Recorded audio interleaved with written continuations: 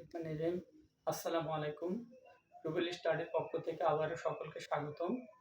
আমি আজকে future continuous tense চিনিবার উপায় সম্পর্কে আলোচনা করব। তাহলে ফিউচার ইনডিফিনিট টেন্স বাংলা বাক্য দেখে আমরা কিভাবে চিনব যে এই বাক্যটা ফিউচার কন্টিনিউয়াস টেন্স। তাহলে এই বিষয় নিয়ে আজকে আলোচনা করব। তাহলে ফিউচার কন্টিনিউয়াস টেন্স চিনিবার উপায়। বাংলা ক্রিয়ার শেষে তে থাকিব, তে থাকিবি, তে থাকিবেন ইত্যাদি চিহ্ন থাকলে ও ভার্বের ফিউচার কন্টিনিউয়াস টেন্স হয়।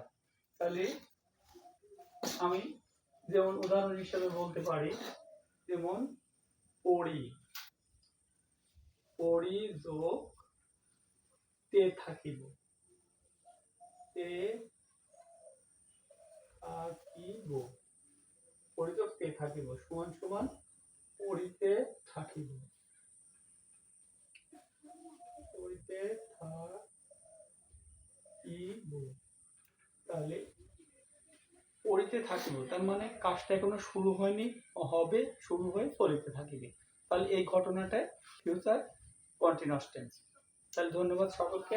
ভিডিওটা ভালো লাগলে একটি লাইক এবং একটি কমেন্ট করবেন এবং সাবস্ক্রাইব করে পাশে থাকবেন। আসসালামু আলাইকুম।